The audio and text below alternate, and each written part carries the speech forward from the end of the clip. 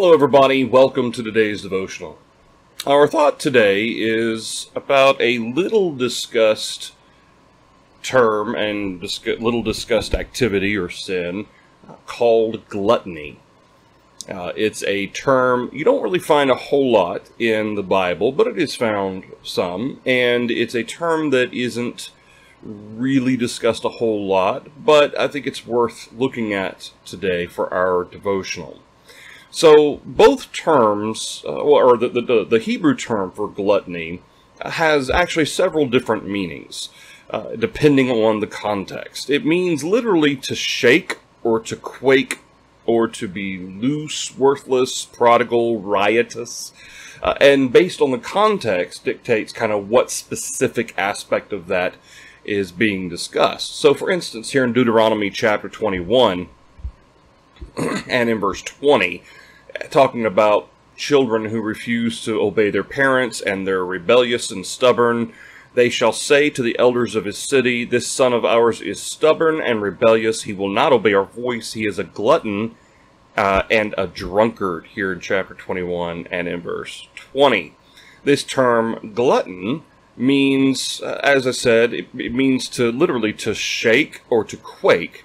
But in the context, and generally most of the contexts that combine gluttony and being a drunkard, or being a drunkard, it's translated glutton because that's kind of the focus of the term. And that's true both in the New Testament and in the Old Testament. But here, Deuteronomy 21 verse 20, he's stubborn, he's rebellious, he's a glutton and a drunkard, which means basically he's lazy. All he does is eat, all he does is drink, and he doesn't do anything, he doesn't work, he doesn't listen, he doesn't obey. We see this term also in Proverbs 23 and verse 20, although it's not translated glutton here in Proverbs 23, or in the King James is actually translated riotous eaters. But here in verse 19, "Hear, my son, and be wise, and guide your heart in the way. Do not mix with winebibbers, or with gluttonous eaters of meat, for the drunkard and the glutton will come to poverty, and drowsiness will clothe a man with rags."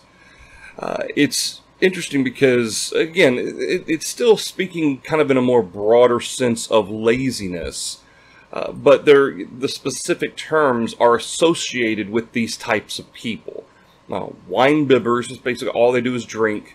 Gluttonous eaters of meat here is more specific than just eaters of food. It's gluttonous eaters of meat. And of course, an eater of meat, it's the sense of heavy eating, heavy meals, and all they do is just sit there and all they do is eat. "For the drunkard and the glutton will come to poverty." Why? Because they won't work. And all they do is use their money to buy food and buy drink, and that's it. And drowsiness will clothe a man with rags.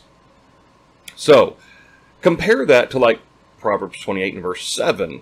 "Better is the poor who walks in his integrity than one perverse in his ways, though he be rich. Whoever keeps the law is a discerning son, but a companion of gluttons shames his father."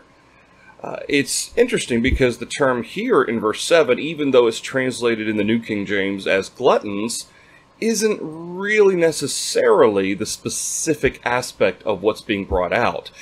The King James actually has kind of the better translation there. It's the riotous, he that is a companion of riotous men or rioters shames his father. But again, it's that term riotous, or really perhaps even a better translation, is prodigal or wanton. Individuals who just, they do what they want. They do what feels good and they don't listen. Certainly, the specific of gluttony, of overeating, can be a part of that. That's true. But it's just, I'm using this to show that this term isn't always being used in the specific of overeating. So, what about the New Testament? So in the New Testament, interestingly enough, there's only really 3 places where the term is used to denote overeating. For instance, in verse, hold on a second, let's see here. For instance, in verse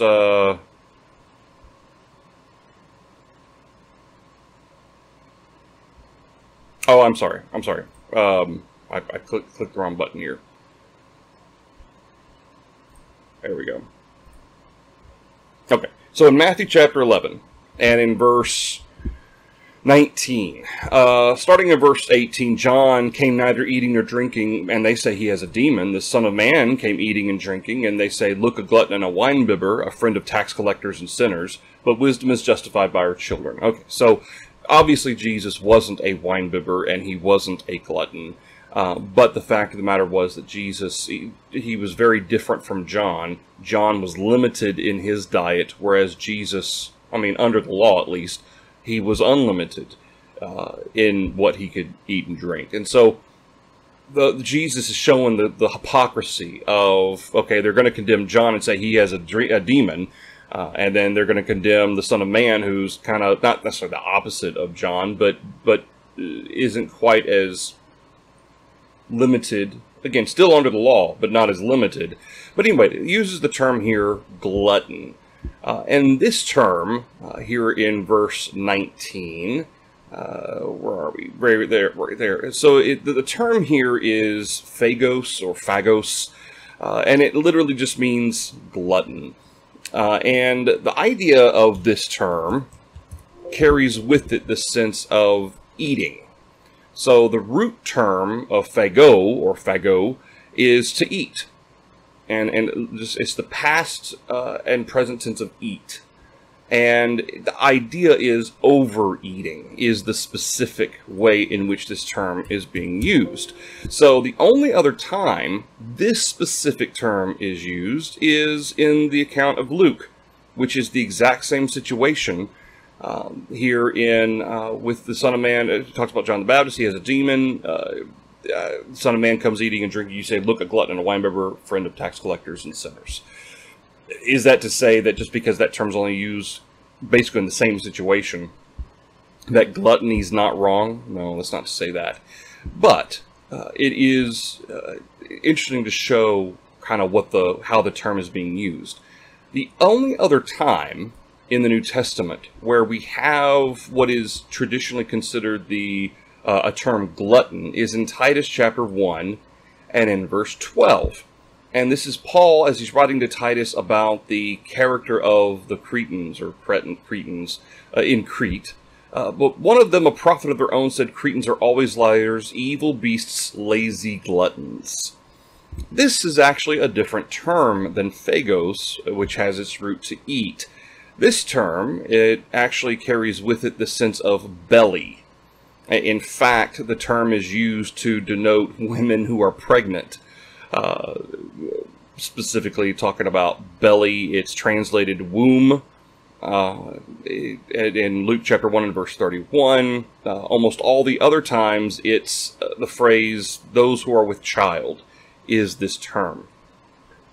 But here, obviously, we're not talking about pregnant women, and so the point of what Paul's describing here, the term lazy or slow, and then in fact in the King James it says in verse 12 it says slow bellies, and it is the sense of, it's not just the sense of people who are being lazy, but people who are just kind of lazily sitting around. They don't work, very similar to the Old Testament term.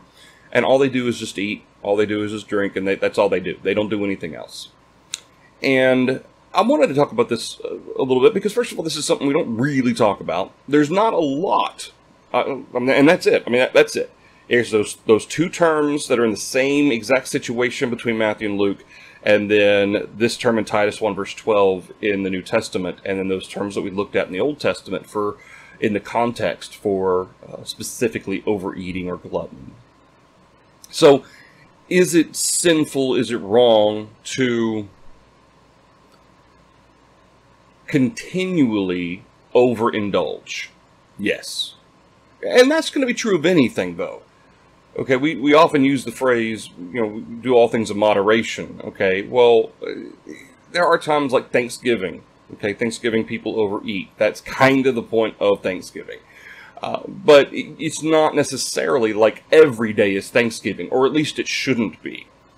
And that's it may be an extreme example of overeating, but that's kind of what we're talking about here. People who aren't willing to work, people who aren't willing to first of all, work for their own food, work for their own sustenance, and all they do is eat around, or sit around and eat and drink, spend their money on that purpose. But even more broadly, it's this sense of prodigality, of wantonness.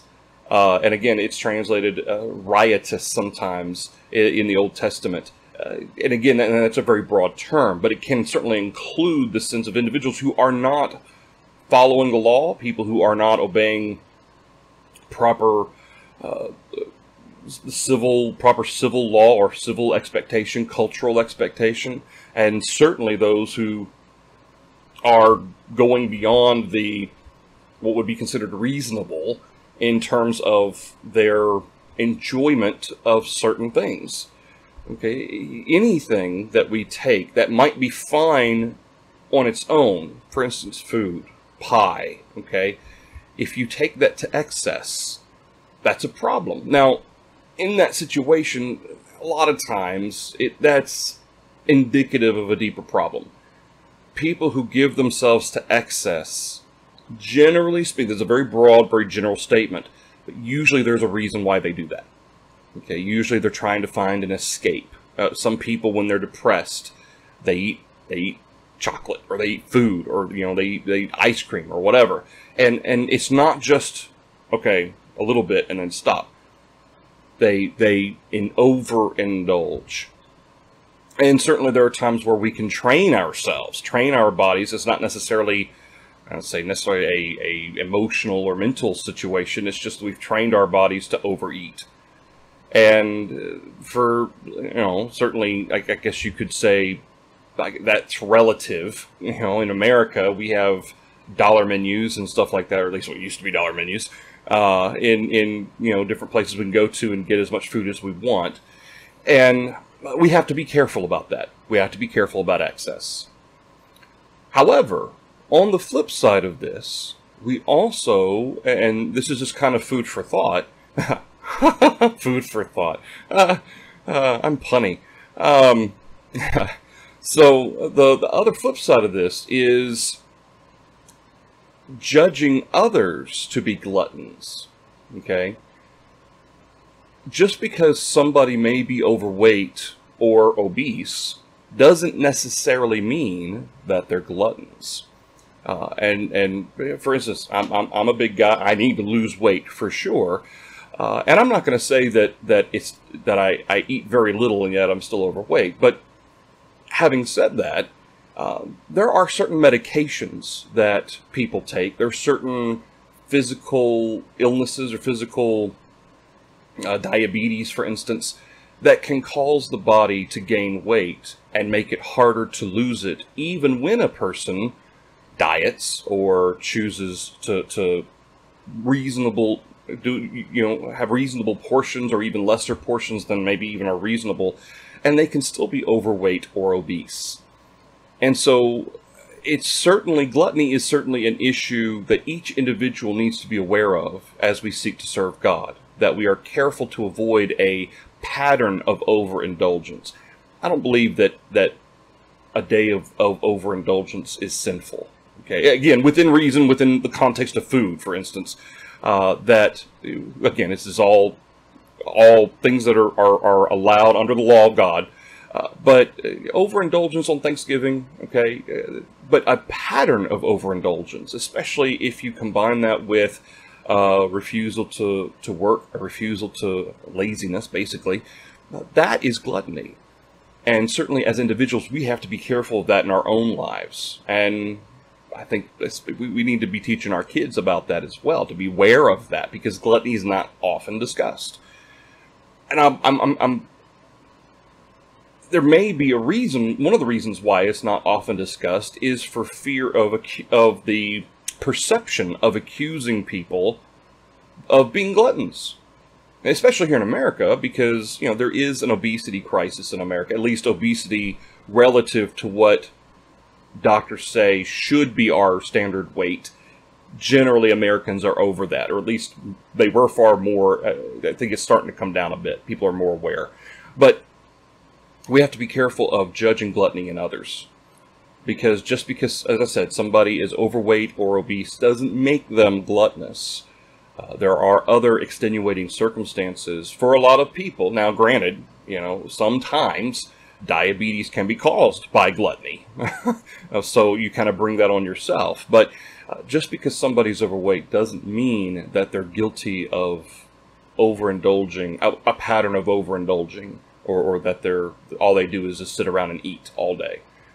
That is an unfair judgment, and it's an inaccurate one. And in a lot of ways, there are certain aspects of God's, what God says is sinful, that we can't, by observation, we can't just by singular observation say, well, obviously you're guilty of that, and gluttony is one of those.